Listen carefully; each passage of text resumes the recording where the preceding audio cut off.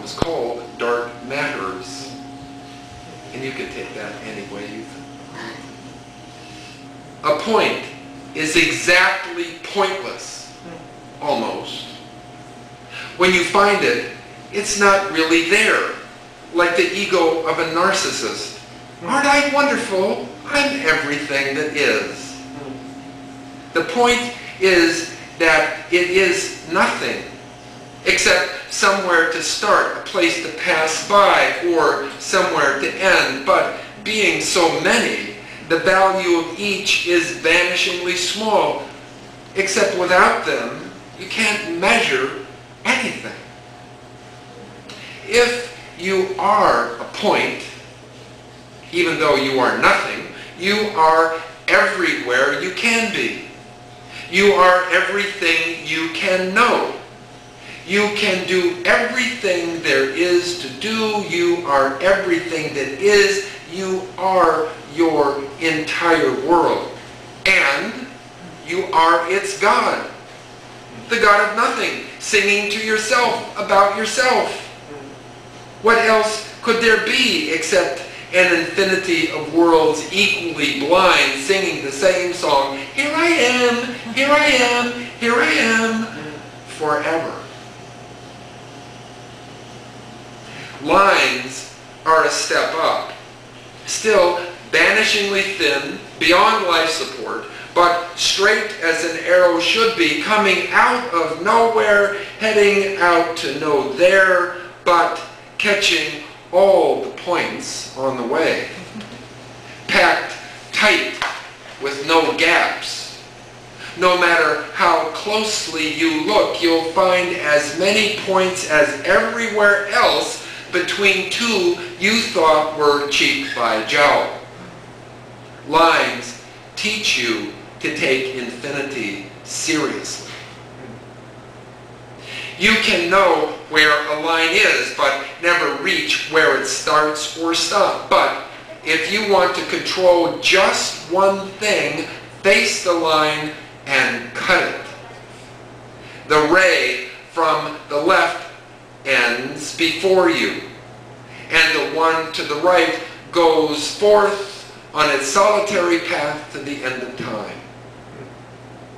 Two cuts, and you have a segment.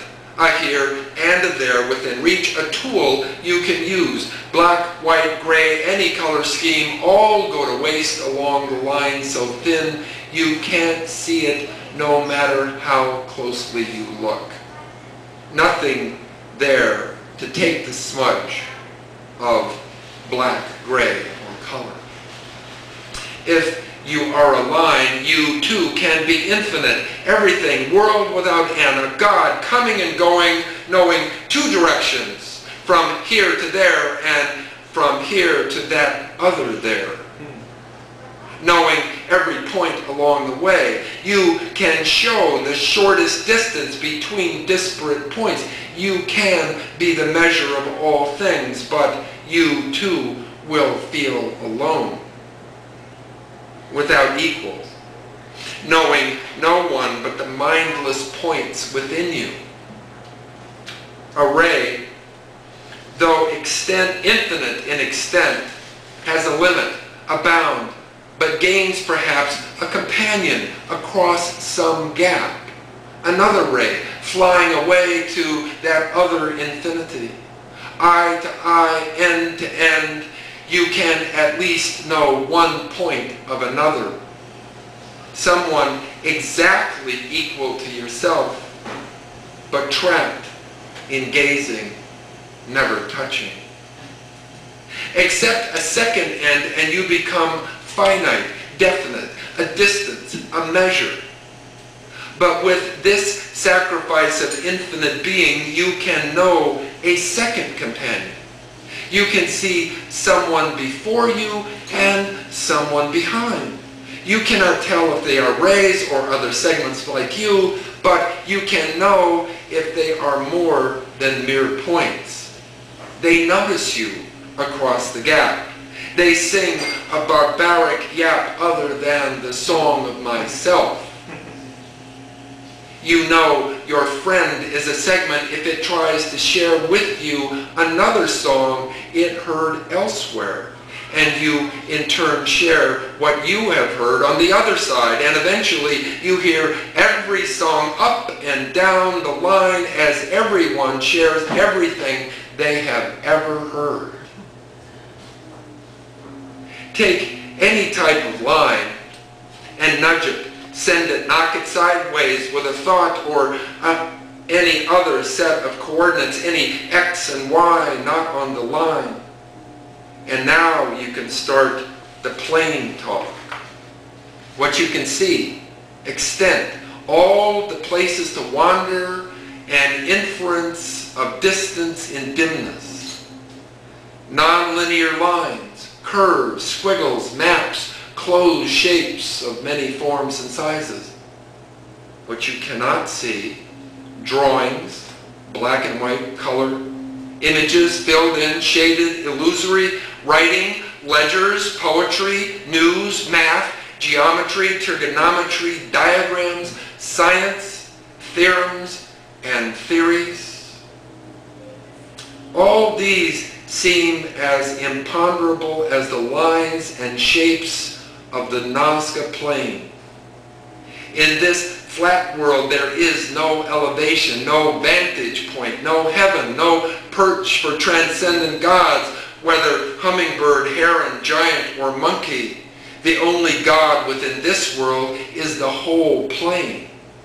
The fullest extent, edge to no edge, infinite or bounded, the infinity of points spread wide but open to a new order of infinity, an infinity of countless infinities traced by lines so wild they beggar prediction.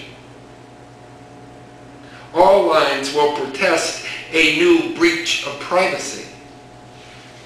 You see not only any end point they may have and may see for themselves, but all their inside points as well. The gristle and viscera they hide from each other. They will cry foul about this lack of reciprocity, how the edge of a closed shape protects it against any such unseemly revelation of innards.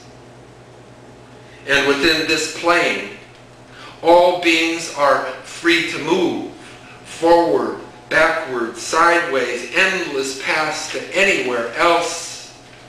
Goals to seek, ways to get lost, ways to meet, to gather a multitude, ways to avoid, to shun, to stay alone, out of the way, hiding behind something else.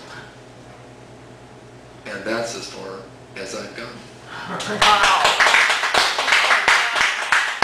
Three dimensions yet to come. Time is always implicit in there anyway, which is really the zero dimension, but nobody thinks about that much. This is a new, also unfinished poem, Maybe. If I didn't say it was maybe unfinished, you wouldn't know. It's called Cleaning House.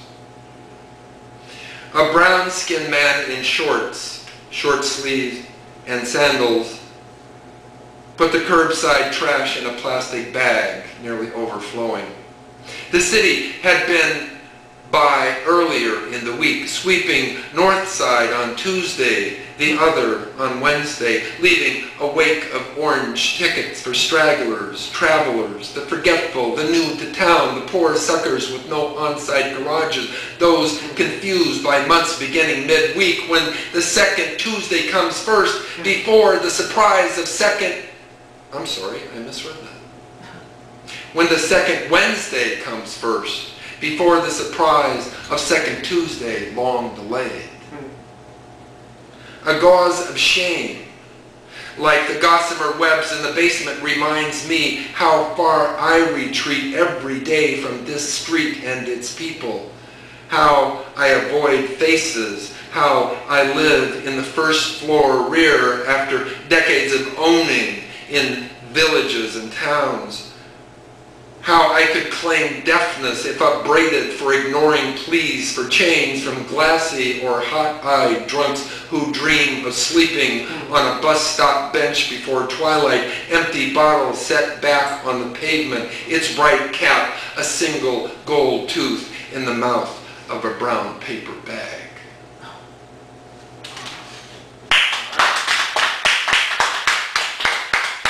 More flogging yet to come in that one.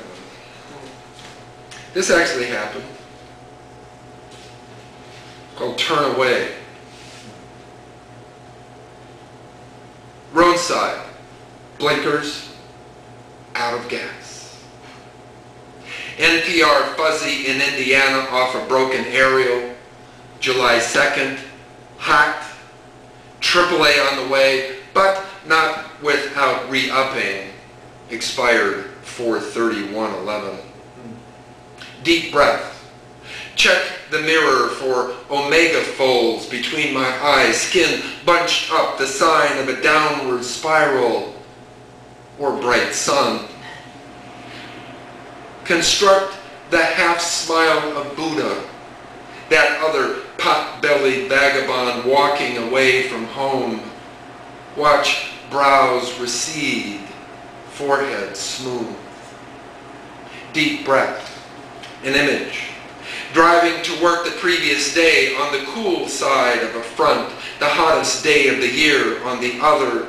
Taking pictures with my phone braced on the steering wheel, cursing the overpass that blocks the view, storm clouds from Jupiter or Saturn, but dark gray from the bottom, slow undulation, a viscous ocean upside down, steel wool spun like raw cotton in patterns never seen except by space probes, getting moon's eye views of centuries-long vortices in deep atmospheres or eddies in plasma rivers roiling on the sun.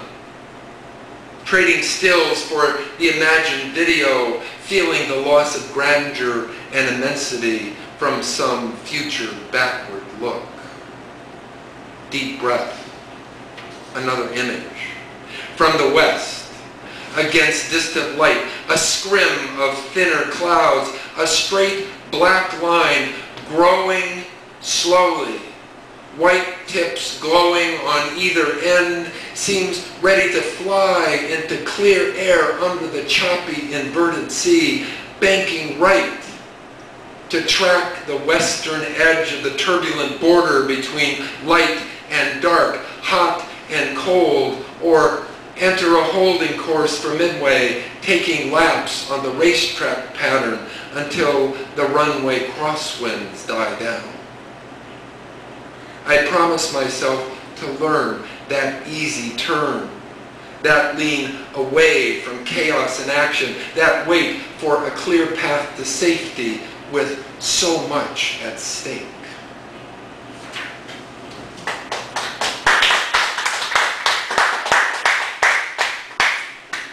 And recently accepted and published in Exact Change Only, published by the Waiting for the Bus Collective. Burqa. This is, I guess, a persona poem, since I'm obviously not a Muslim woman. Within this cloth, I find myself. Here, I relax in safety. Here, I do not deny myself. But I deny myself to others who say they need this veil. A dungeon wall to control me, to keep me from tempting them. They know they cannot work or fight with blindfolds and manacles. They mistake their lack of will and strength of desire for my allure. A beauty they must ravish that makes them beasts. They paint me with their eyes, making gaudy the gift that God gives, that I did not seek and cannot refuse. And they are dangerous. They make rules to keep me modest, and when Their weakness is exposed. They wreak a vengeance as terrible as their wills are shriveled like raisins. Where is the woman judging them, condemning them to offer up a hand to the sword of a female avenger? What woman pulls a trigger or holds a match to their pyre? Here, I am content in my own tent on a desert dune, making this space my palace. I breathe at my own command. My heart sets the beat. My mind sings melodies that make God weep as he watches the dervish dance of my pure soul, and no one, not even another woman, knows how freely I use myself to make this beauty, in his praise, the sign of my peace.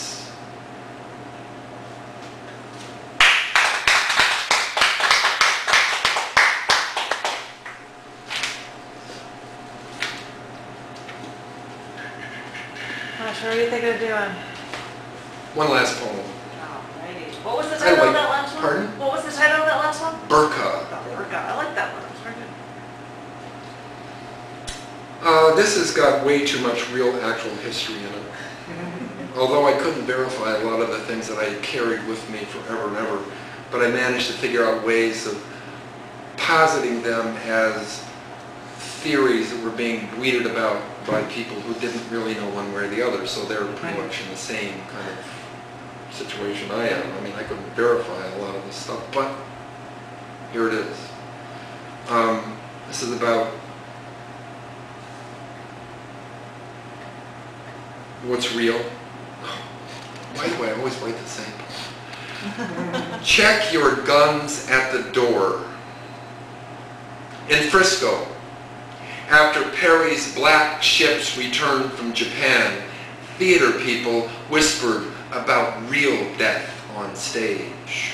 How no actors coddled for a year would, I'm sorry, that should probably be mollycoddled. There was a BBC person who made the correction of somebody, she quoted somebody saying, oh, it would coddled for, referring to British youths who are ripping and destroying everything.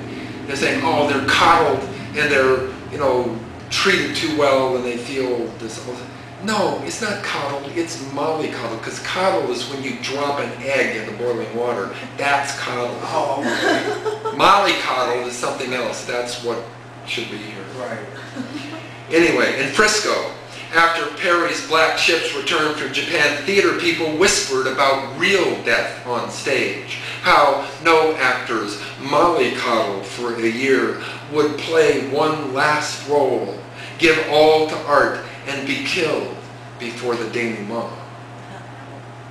On the road west of the Mississippi, young Occidental actors had their moments on stage, spent most of the time traveling, taking their scenery from one dance hall to another, bouncing on trails by day, drinking by night, hoping for gratis hay for the horses, taking turns guarding spare wheels, extra steel rims, axles, and harnesses hanging on the back, keeping cloth scenery from falling off when ropes frayed.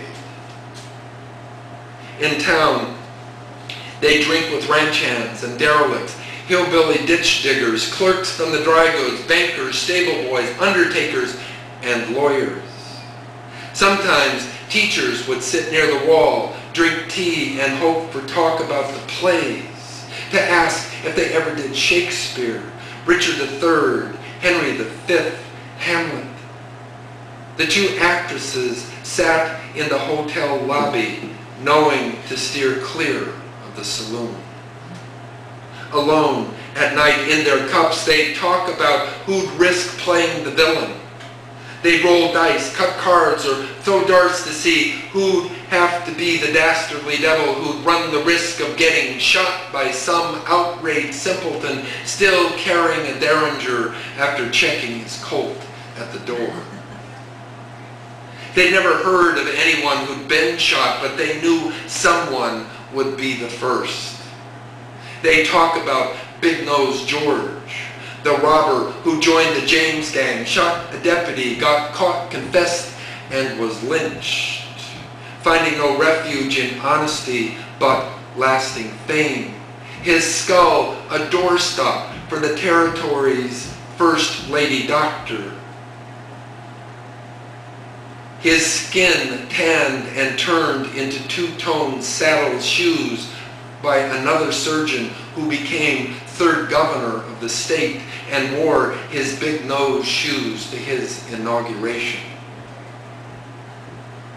They knew that among such people, the racks of holsters and gun belts were small comfort at best.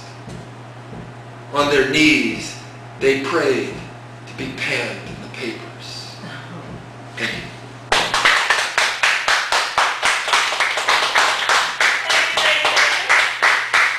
Thank you, Leon. It's great to give you a videotape for it. Thank you again. Thank you. That was awesome.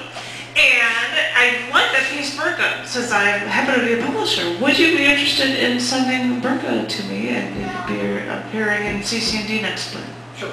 Yay! I might get a poem. Yay! Added bonus. And so now I gotta talk about future things. All right.